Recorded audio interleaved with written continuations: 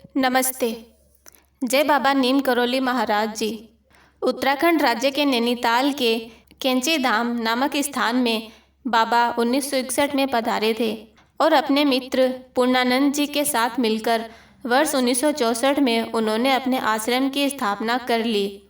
यह आश्रम पहाड़ी अंचल में देवदार के वृक्षों के मध्य स्थित है। बाबा ने भारत के कोने कोने में अनेकों स्थानों पर हनुमान जी के मंदिरों की स्थापना करवाई।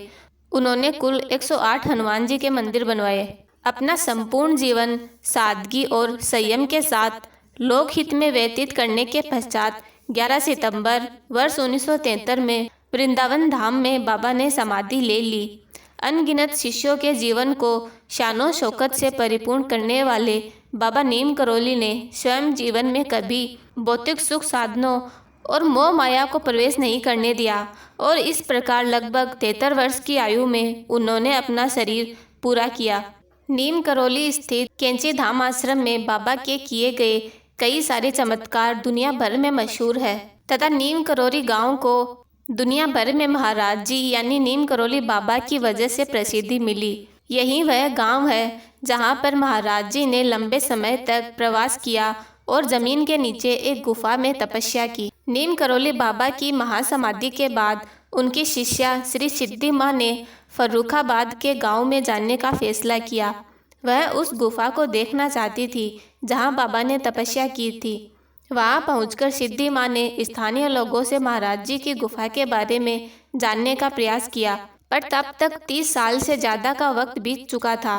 किसी को भी महाराज जी की गुफा के बारे में सही जानकारी नहीं थी।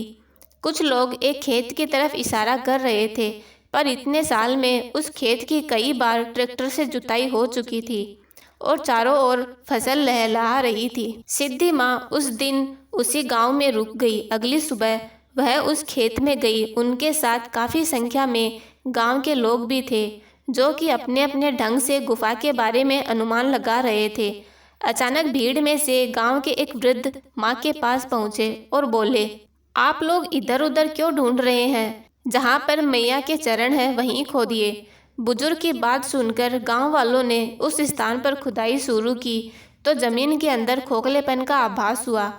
थोड़ी ही खुदाई के बाद अंदर गुफा दिखाई पड़ने लगी। हैरानी की बात यह है कि 30 साल से ज़्यादा वक्त बीतने के बावजूद वो गुफा प्रकृति के प्रकोपों से सुरक्षित थी। गुफा के अंदर हवन की सामग्री की दिव्य सुगंध आ रही थी। गुफा के मुहाने से धीरे धीरे मिट्टी हटाकर उसमें प्रवेश के लिए रास्ता बनाया गया।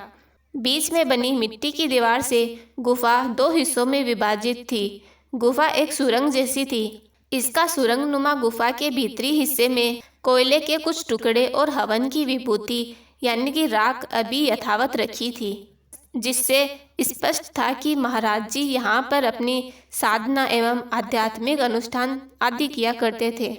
गुफा के अंदर से बाबा नीम करोली की तमाम और चीज़ें मिली, जिनमें से लोहे के 2 कंडे जो कि संभवतः गुफा को बंद करने वाले छोटे से दरवाजे के थे। 2 मिट्टी के गोले थे जिनको उत्तर के कुछ हिस्सों में गौरी गणेश के रूप में पूजा जाता था और एक लोहे का चिमटा मिला जिस पर बाबा लक्ष्मण दास खुदा हुआ था।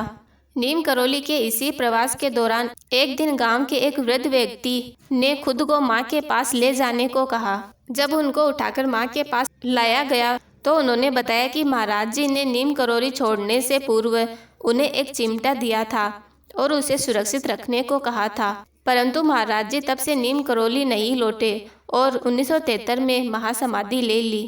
वृद्ध व्यक्ति ने बताया कि एक दिन पहले ही महाराज जी उनके स्वप्न में आए और कहा कि माँ नीम करोली आई है और चिमटा माँ को दे दे। सिद्धि माँ ने उन वृद्ध बाबा से चिमटा ले लिया और गुफा से प्राप्त महाराज जी के सभी अवशेषों को लेकर कैंची धाम लौट आई। ये थी नीम करोली बाबा की गुफा से संबंधित जानकारी। अगर आपको वीडियो पसंद आया तो प्लीज़ लाइक कीजिए और चैनल को सब्सक्राइब कर लीजिए। धन्यवाद।